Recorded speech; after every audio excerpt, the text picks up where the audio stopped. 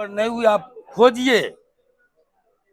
आरक्षण के सवाल पर मेरी लड़ाई नहीं हुई थी, क्योंकि हम प्रबुद्ध लोग हैं। अगर इस देश में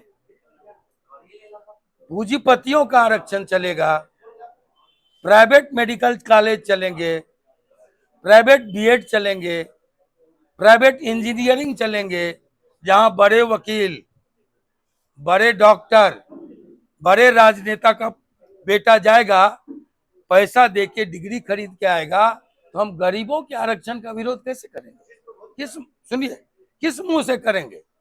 हमने किया था जब आरक्षण के नाम पर माओ के साथ, बहनों के साथ, उनकी इज्जत के साथ, अस्मत के साथ खिलवाड़ शुरू हुआ, तब। सर, बिहार की राजनीति जिस तरीके से उथल पुथल दे रहा है, उस पर आपका क्या योगदान रहा? मैं तो 16 वर्षों से जेल में था, सब देख रहे थे, मंजर शांत था। एक तो मेरे निकलने के बाद ही उथल पुथल शुरू हो गई, वो तो मैंने देखा। तो आप सब इसके गवाह हैं।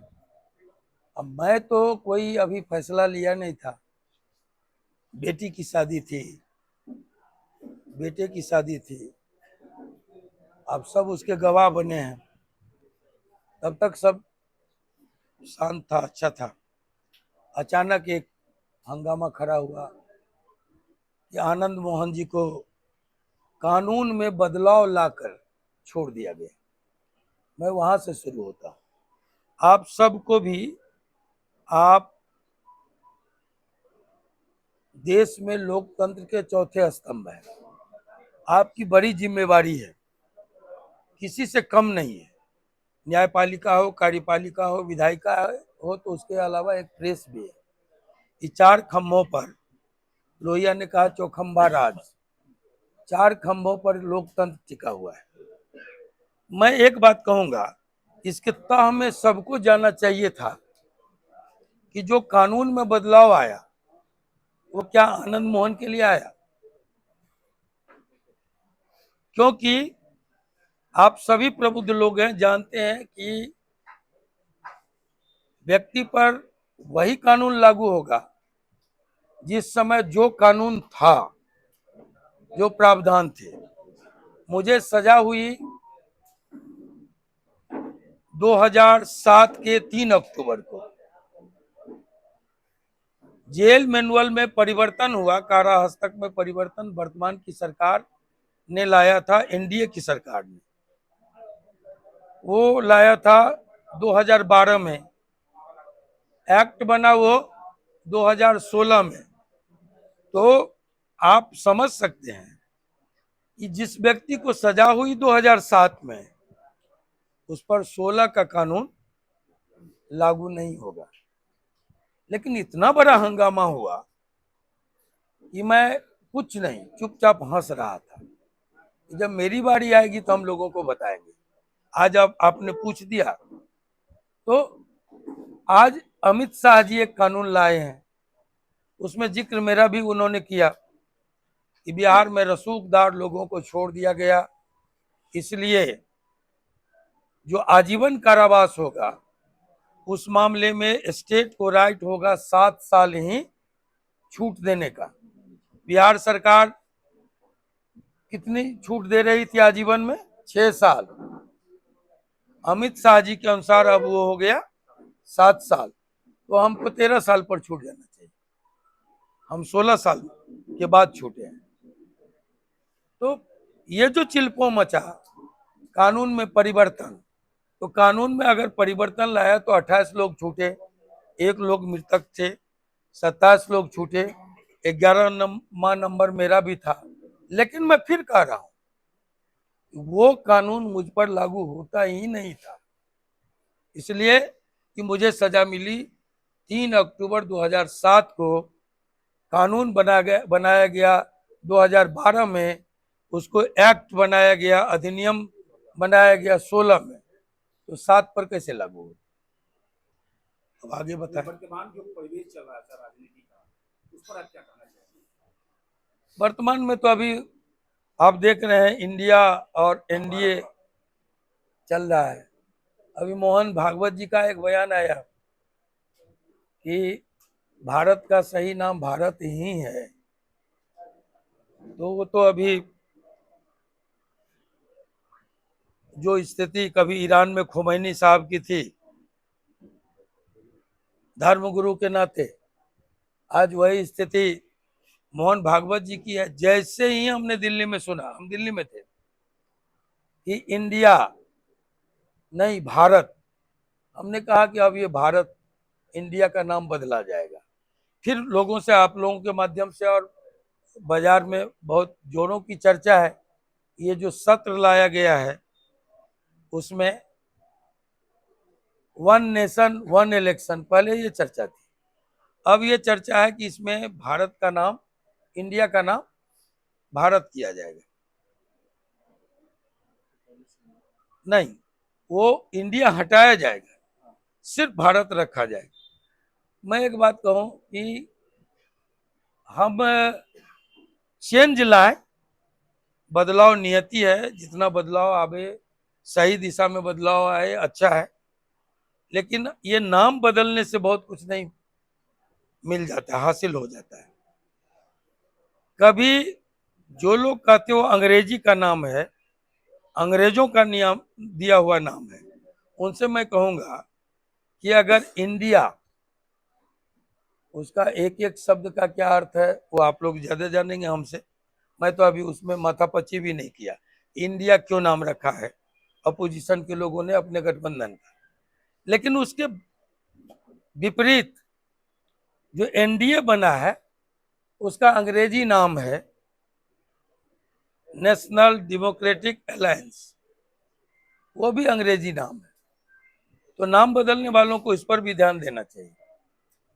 दूसरी बात कि हम कहाँ कहाँ बदलेंगे, president of India, reserve bank of India, आपने कुछ कार्यक्रम चलाए, make in India, startup India, signing India, digital India, पता नहीं क्या क्या सब, तो कितने नाम चेंज किए जाएंगे।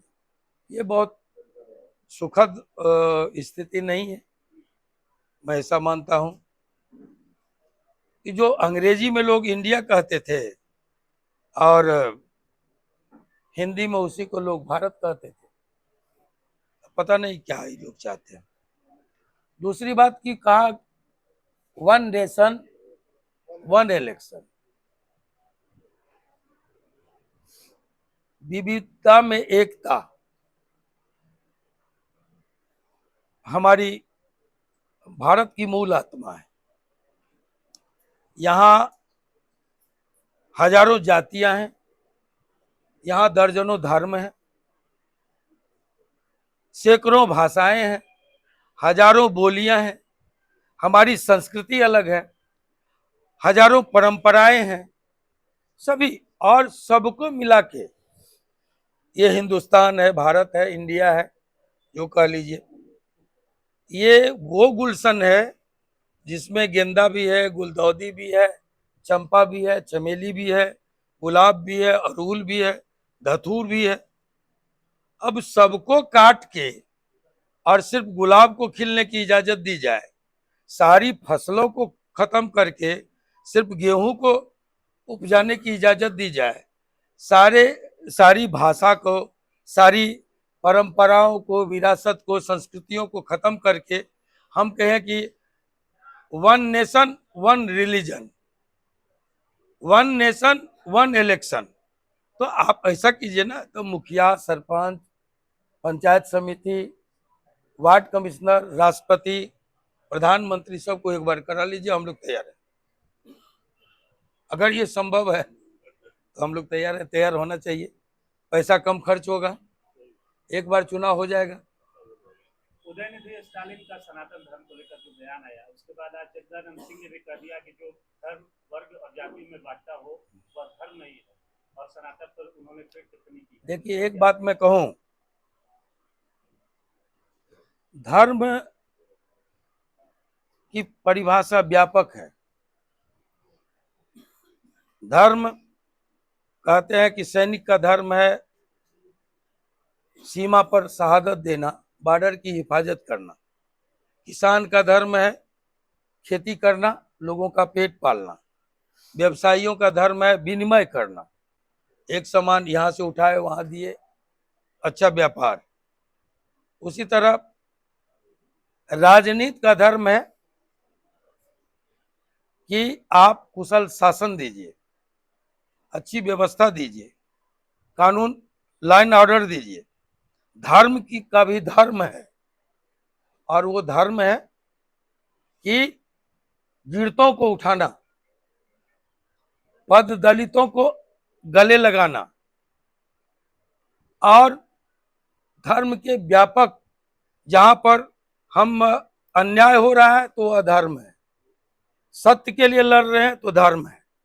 धर्म की व्यापक परिभाषा है। धर्म सिर्फ भजन नहीं है, धर्म सिर्फ कीर्तन नहीं है। धर्म का मतलब ये भी नहीं कि सिर्फ चंदन लगा लिए, टीका लगा लिए, चाहे ये रुद्राक्ष पहन लिए, ये धर्म है। धर्म का मतलब ये नहीं कि जाली टोपी पहन लिए, मस्जिद में अजान पढ़ दिए तो वही धर्म हो गया। धर्म है मुसल्लम ईमान। वहां कहाँ खड़े होते हैं आप, वो देखना होगा। इस्लाम ये कहता है धर्म और राजनीति का घालमेल जहां भी कहीं हुआ है, देश के लिए नुकसानदेह हुआ है। धर्म कहता है मोक्ष, ईश्वर से जोड़ने का। धर्म ये नहीं कहता है कि आप संसद में कहिए जय श्री राम। धर्म वहां पर आप नारा लगाइए और वहां धर्म का भाषण दीजिए। धर्म के भाषण और उपदेश के लिए मंदिर है, मठ है, गुरुद्वारे हैं। ये तकरीर के लिए मुसलमानों के लिए मस्जिद है, इमाम बाड़ा है, वहां जाइए। लेकिन आज ये जो धर्म का घालमेल किया जा रहा है, ये खतरनाक है। डॉक्टर लोहिया ने कहा कि धर्म दीर्घकालीन राजनीति है और राजनीति अल्पकालीन धर्म है। लेकिन हम अब भगवान जी को, राम जी को लगा दें वोट मांगने के लिए। अब कलाम साहब ने सूत्र दिया, इसरो के वैज्ञानिकों ने मेहनत की। अब जब चांद पर लोग गए तो कहा वहां शिव केंद्र बना दो। भाई शिव केंद्र चांद पर क्यों बना रहे? मानसरोवर बंधक है, कैलाश शिव जी का स्थान है। जरा आप हिम्मत करें, चीन से या तो कूटनीतिक स्तर पर बातचीत से, या फिर नहीं मांगे तो आंख दिखा दे। मानसरोवर कब्जा कीजिए, शिव केंद्र तो है पर परमानेंट, शिव का आवास है। वहां तो कलाम साहब का नाम रख देते तो बेहतर होता। ये जो घालमेल है, इसके खिलाफ आज न कल जिस भी भाषा में हो लोगों को बोलना पड़ेगा। अब मैं एक बात उठाऊं आपके बीच कि राजे रजवाड़े खत्म कर दिए गए। मैं अभी बोला राजतंत्र खत्म हो गया, अंग्रेजों को हमने खदेड़ दिया। जो पॉलिटिकल पार्टियां हैं अगर अपने अंदर चुनाव न कराए तो संस्था अवैध है। तो नागपुर की संस्था में आज तक चुनाव क्यों नहीं हुआ? 77 वर्ष की आजादी के बाद, इस देश में लोकतंत्र के बाद नागपुर में चुनाव क्यों नहीं हो रहा है? एक बड़ा सवाल है। आज न कल लोग इस सवाल को उठाएंगे। ये अब वो जमाना नहीं है, बहुत डिजिटल जमाना है। सारे आरटीआई लगाते हैं लोग, एक से एक बातें आ जाती है। जमाना एडवांस हो गया। दूसरे को आप चुनाव का उपदेश दीजिए। अब परोक्ष रूप से आप दिल्ली के पर रायसीना पर आज कहता परिवारवाद बहुत खराब चीज। हम पर भी लांछन लगता है कि पत्नी भी एमपी थी, एमएलए थी, बेटा भी एमएलए है, आनंद मोहन भी एमएलए एमपी रहे। लेकिन मैं कहता हूं इस देश में अगर कोई परिवारवाद है जिसका पूरी रायसीना की पहाड़ी पर कब्जा है, वो है संघ परिवार। राष्ट्रपति उसके, प्रधानमंत्री उसके, उपराष्ट्रपति उसके, कई कई प्रांतों के मुख्यमंत्री उसके। और आपको ये कौन, ओम बिरला उसके,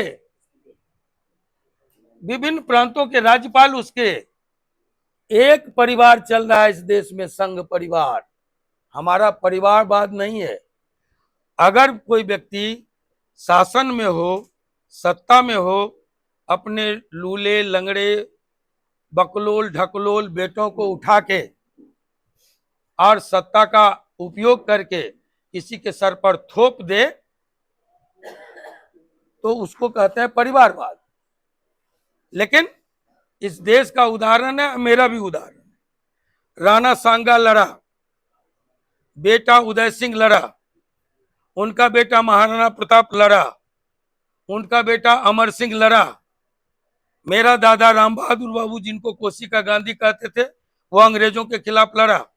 मेरे बड़े बाबूजी पद्मानंद सिंह ब्रह्मचारी लड़े, मेरे दूसरे दादाजी जंग बहादुर बाबू लड़े, हमारे पिताजी सच्चिदानंद बाबू लड़े, आनंद मोहन लड़ा, आप इसके गवाह हैं।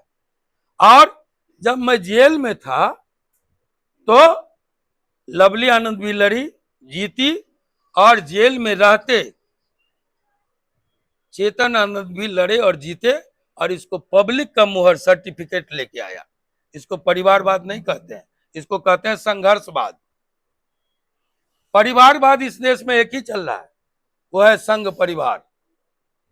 जहां चुनाव नहीं होता, जहां नेताओं के चुनाव में कोई लोकतंत्र नहीं है, वहां एक परिवार का लोग उठा उठा के थोपे जा रहे हैं। जहां हम अगर कोई काम करें, हम अगर चुनाव लड़ें, तो आप हमसे पूछेंगे, आयोग हमसे पूछेगा कि आपने कितना खर्च किया। लेकिन धर्म के नाम पर जितना चंदा आ रहा है, कोई ऑडिट नहीं है, कोई हिसाब नहीं है। मैंने कहा, शिला पूजन के नाम पर हमारे धार्मिक आस्था का शोषण हुआ। कहा गया आप ईंट भेजिए, हम राम जन्मभूमि बनाएंगे इसी ईंट से। हमने देश भर से, गांव गांव से करोड़ों नहीं अरबों ईंट दिए। जब राजस्थान के उत्कृष्ट पत्थर से मंदिर बन रहा है राम जी का, तब मैं पूछना चाहता हूं ये धर्म के धंधेबाजों से कि वो हमारे करोड़ों अरबों ईंट कहां गए। देश जानना चाहता है।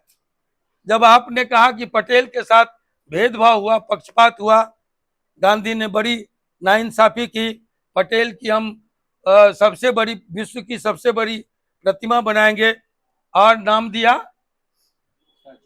Statue of unity. और कहा क्या, आप हर व्यक्ति गांव गांव से हमको लोहा दीजिए। आप गवाह हैं, लोहा भेजा गया, लोहा भेजा गया, लाखों टन लोहा गया, जितना उसमें नहीं लगना चाहिए। लेकिन मूर्ति कहां से आई? हमको कहा जाता है पटाखा, लड़ी, पेन, खिलौना चीन का मत खरीदो, लेकिन 3,500 करोड़ में स्वदेशी सरकार हमारी प्रतिमा खरीद के लाई, और वो प्रतिमा अभी है। आप लगाइए प्रतिमा, हमारा लोहा तो वापस कर दीजिए। ये लोहा कहाँ गया? सोचिए कि लोहा कहाँ गया। तो ये प्रबुद्ध लोग पूछना चाहता है। आप कह रहे हैं हमारे किसानों का कर्जा माफ नहीं होगा, हमारा सब्सिडी खत्म कर दिया गया, गैस पर अब 200 आप 900 दे दीजिए, 200 फिर आप 900 बढ़ा दीजिए, 200 दे दीजिए, माफी कर दीजिए। लेकिन 200 माफ किया है। लेकिन मैं कहना चाहता हूं कि आप बिजली फ्री को कहिए कि लॉलीपॉप दे रहा है, ये लुटा रहा है। आप वो अगर पब्लिक का 100 यूनिट, 5 यूनिट, 10 यूनिट कोई सरकार छोड़ देती है बीपीएल वालों को, तो उस पर बड़ी हंगामा करते हैं, प्रधानमंत्री जी बोलते हैं, गृह मंत्री जी बोलते हैं। लेकिन एक व्यक्ति, आप में से भी उस चैनल का लोग होगा, माफ कीजिएगा जी, है ना, सुभाष चंद्रा कौन है? 9,000 करोड़ आपने कर्जा दिया और 6,999 करोड़ आपने माफ कर दिया एक झटके में। ये क्या चल रहा है देश में? किसानों के लिए पेट में मरोड़ होगा, गरीबों के लिए पेट में दर्द होगा, तो ये जहां देश ले जा रहे हैं, आप के वित्त मंत्री से मिलके ललित मोदी दोपहर में निकलता है, गायब हो जाता है। नीरव मोदी, माल्या, मेहुल चौकसी, ये अरबों का चूना लगा के इस देश का बैंक लूट के लोग चला गया। अब पाए कहां गए? चौकीदार सजग है, न खाएंगे न खाने देंगे। और आता है किसके यहाँ? हरीश साल्वे, सॉलिसिटर जनरल के यहाँ शादी अटेंड करके चला गया। कहाँ है मुल्क की पुलिस? कहाँ है बात बात में प्रतिपक्ष के नेताओं को सताने वाली सीबीआई? कहाँ है? तो नहीं पता था राव को कि मुल्क का एक अपराधी सॉलिसिटर जनरल की शादी में शामिल हुआ, और शादी भी पहली नहीं, दूसरी नहीं, तीसरी शादी। ऐसे रंगीले लोग बैठे हुए हैं ना। तो मुल्क कहां जा रहा है? आज हमने कहा कि हम गरम लरम भाषण करने नहीं आए, आज हम आए हैं आपको समझाने के लिए। हम चंद्रशेखर जी के शिष्य हैं। चंद्रशेखर जी ने कहा कि 1857 की क्रांति हो या गांधी के नेतृत्व में आजादी हो, लोकतंत्र की बहाली हो, मुल्क को जाना कहीं और था, चला कहीं और गया। 85% लोग हम हैं यहाँ बैठे, तो हम समझते हैं एक दो तो मियाँ जी को छोड़ के एक दो तीसरा चौथा होगा कि नहीं, लेकिन मुल्क में 85% हम हैं, 15% में सब है। सिख है, ईसाई है, जैन है, बौद्ध है, सब है। तो कहा जाता है हमको 85% वाले को खतरा है, राष्ट्रपति हमारा है, प्रधानमंत्री आपके जैसे सुरमा भोपाली। हाँ, अब वो कहते हैं न, ये क्या कहते हैं आपको, ये सब लोकसभा का स्पीकर, तीनों सेना का अध्यक्ष, राष्ट्रपति, उपराष्ट्रपति, ये रक्षा मंत्री राजनाथ सिंह, इतने भारी भरकम लोग वो हैं हमारे। सभी पहले तो होता था एक दो ठो मुसलमान दिख जाता था, मोहम्मद फलना फलना प्रांत का चीफ मिनिस्टर। अब खोजिए तो चीफ मिनिस्टर, सारे चीफ मिनिस्टर हमारे हैं। हम ही को खतरा है भाई, तब तो हमको डूब के मर जाना चाहिए। कहते हैं अखंड भारत, इस भारत में कितना है? 20 करोड़ है अल्पसंख्यक, सब मिला के, ये नहीं कि मुसलमान, 20 करोड़ है। हम हैं 142 अगर है, इस अभी जो कहा गया है, अभी संसद में भी बताया किसी किसी ने 142, 135, 142 जो भी हो, तो 120 करोड़ को अगर छांट दीजिए तो 122 करोड़ हम हैं। खतरा हमको है 20 करोड़ वाले से। अखंड भारत ये लोग बना रहे हैं। अखंड भारत में अगर ईरान का मुसलमान आएगा, वहां तक मेरी सीमा थी, ईरान का मुसलमान आ जाएगा 10-12 करोड़, अफगानिस्तान का मुसलमान आ जाएगा, तालिबान, वो तालिबान जो एक बार अफगानिस्तान ने सोवियत रूस को घुटने टिकवाया, दूसरी बार उसी अफगानिस्तान तालिबान ने अमेरिका को मार भगाया, भागना पड़ा ना। तो इसकी सबसे बड़ी ताकत जो तालिबान सहित अफगानिस्तान आ गया हिंदुस्तान में, तो 10-20 करोड़ वो आ जाएंगे, 22 करोड़ पाकिस्तान आ जाएगा, 20 करोड़ बांग्लादेश आ जाएगा, कुछ श्रीलंका से आ जाएगा, कुछ ये म्यांमार जो है रोहिंग्या जिससे डरे हुए हैं, वहां की सरकार भी डरी हुई है। ये लोग भी कहते हैं रोहिंग्या को घुसने मत दो, ये सब रोहिंग्या आएगा ना। अब शरणार्थी बन के नहीं आएगा, बजाबते आएगा। तब हमारी आबादी होगी 122 करोड़ और उनकी आबादी होगी कम से कम 132 करोड़। तब बताइए कि जो अभी जो जरा सा हमारा हिंदुत्व है, उस हिंदुत्व का क्या होगा? इसलिए किसको समझा रहे हैं? देश दुनिया जान रही है, जहां भी जातीय उन्माद पैदा हुए जर्मनी टूट गया, जहां भी जातीय उन्माद श्रीलंका में पैदा है अभी उसका सत्यानाश हो रहा है। तमिल और सिंघली जातीय उन्माद है, धार्मिक नहीं। हम धार्मिक उन्माद के पचड़े में पड़े तो भारत टूटा, धार्मिक उन्माद के आधार पर पाकिस्तान बना, बांग्लादेश टूट गया, हम धर्मनिरपेक्ष राष्ट्र रहे, हम सलामत हैं, चांद पर जा रहे हैं, सूरज पर जा रहे हैं, वो टमाटर और प्याज में लगा हुआ है पाकिस्तान, जिसका नाम बार बार कहता है पाकिस्तान की क्या हैसियत है हमारे सामने? कुछ हैसियत नहीं है, डराया जा रहा है। एक पार्टी है, अगर मुल्क में मुसलमान पड़ोस में पाकिस्तान ना हो तो उनकी दुकान पर ताला लग जाएगा। ये सब चल रहा है, इसको समझने जानने की जरूरत। अपने भाषण में कि जातीय उन्माद पैदा करके हम मुखिया सरपंच बन सकते हैं, जिला परिषद बन सकते हैं, धार्मिक उन्माद पैदा करके खड़ा करके हम एमएलए एमपी बन सकते हैं, हो सकता है हम सरकार भी बना ले, लेकिन देश नहीं बनाया जा सकता। इस बात को जितना जल्दी हमारे नौजवान समझ ले उतने भला। हम लोग तो 67 साल के हो गए, अब कहते सुनते बात करते हुए विदा लेंगे, लेकिन हार नहीं मानेंगे बिल्कुल।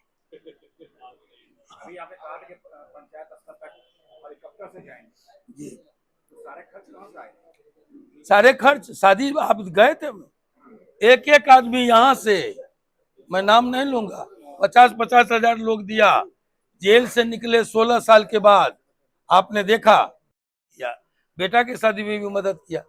हम जब निकलेंगे इन्हीं से, अभी तो रास्ते में कह रहे थे हम राम बाबू को, कहा कि हम नंबर 1 ठेकेदार हैं, हम कैसे समझेंगे, हेलीकॉप्टर घुमाएंगे, कुछ तो मदद करो, ऐसे मांग लेंगे। फिर ईडी भी तो तंग करेगा। है, ईडी कैसे तंग करेगा? ईडी जब चंदा के पैसा पर आरएसएस को तंग नहीं कर सकता, आनंद मोहन को भी तंग नहीं कर सकता। आइए हिसाब देंगे, पर नहीं हुई, आप खोजिए। आरक्षण के सवाल पर मेरी लड़ाई नहीं हुई थी, क्योंकि हम प्रबुद्ध लोग हैं। अगर इस देश में पूंजीपतियों का आरक्षण चलेगा, प्राइवेट मेडिकल कॉलेज चलेंगे, प्राइवेट बीएड चलेंगे, प्राइवेट इंजीनियरिंग चलेंगे, जहां बड़े वकील, बड़े डॉक्टर, बड़े राजनेता का बेटा जाएगा, पैसा देके डिग्री खरीद के आएगा, तो हम गरीबों के आरक्षण का विरोध कैसे करेंगे? किस मुंह से करेंगे? हमने किया था जब आरक्षण के नाम पर माओ के साथ, बहनों के साथ, उनकी इज्जत के साथ, अस्मत के साथ खिलवाड़ शुरू हुआ, तब मैं मंत्री पद को लात मार के चंद्रशेखर जी के कोटे से रघुनाथ झा और आनंद मोहन मंत्री होने जा रहे हैं, तब हमने मंत्री पद को लात मार के और उस सवाल पर खड़ा हुआ। वो आरक्षण का सवाल नहीं था, बहनों की इज्जत का सवाल था, अस्मत का सवाल था। और एक बात सुन लीजिए, मैंने कह दिया, मंच से भी कहा और नीचे भी उतरे तो कहे कि जो कमेरों की बात करेगा, जो श्रमिकों की बात करेगा, जो गांव की बात करेगा, उसकी गरीबी की बात करेगा, हम उसके साथ खड़े होंगे। हम बड़े पूंजीपति, जो अमीर को अमीर बनाने वाली राजनीति आज चल रही है, उसके साथ खड़े नहीं होंगे, माफ कीजिए। और ये बात अगर कहते हैं उस समय आप फलना से लड़ रहे थे, आप कहेंगे आप तो लालू जी से लड़ रहे थे, अभी मेरा कोई फैसला नहीं है। आज हम आए हैं तो कोई पार्टी का झंडा देखे, आपके बगल में जो एमएलए बैठे हुए तो बेटा है, ये स्वतंत्र नहीं है क्या? आप इसके पहले एक बात अपने कलेजे पर हाथ रख करके बताइए कि सारे के सारे लोग ये आईबीएन से थे, इसके पहले कहीं थे कि नहीं? सारे लोग जी टीवी से थे, इसके पहले भी कहीं थे। सारे लोग आर भारत से थे, इसके पहले भी कहीं थे। आप बदल लीजिए चैनल, कोई बात नहीं है, और ये पार्टी बदल ले, हर कब मत जाए। नहीं, आप सुनिए, हर युग का एक युग धर्म होता है। राम के जमाने में एक सुगठित राज्य कायम करने, जिसको रामराज्य कहते हैं, उसकी चुनौती थी।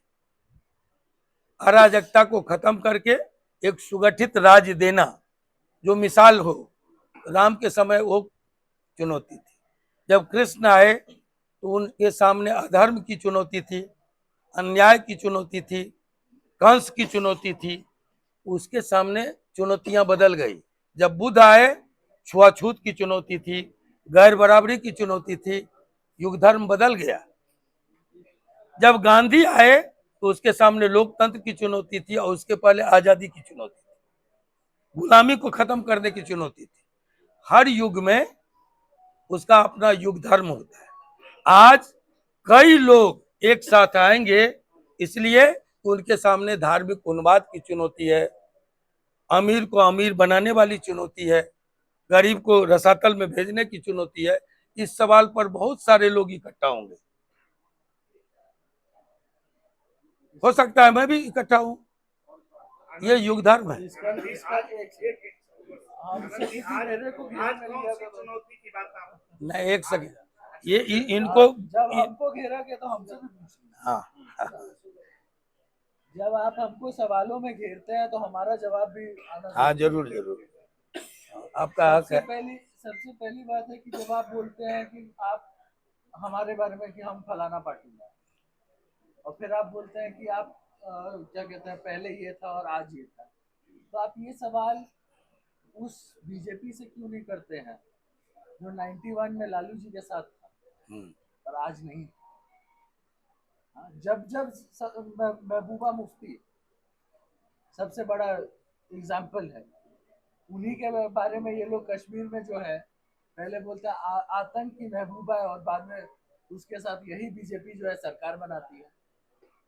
वही व्यक्ति जो बोलता है तिलक तराजू और तलवार, जिनका नाम मायावती है, उनके साथ बीजेपी जो है गलवैया करती है। तो ये उनके लिए सवाल क्यों नहीं है आपको? और यहाँ पर हम नॉन पॉलिटिकल मंच पे जब खड़े हैं, एक पिता और पुत्र, तो आप ये सवाल उधर कर रहे हैं तो हम ये पूछते हैं ये सवाल कहाँ से जायज है? ये इसका जवाब आप सवाल का राइट तो है, लोकतंत्र है। नहीं, मतलब कहे कि उधर भी कीजिए, अकेला हम पे मत कीजिए। नहीं करते होंगे, वहां उनसे करेंगे।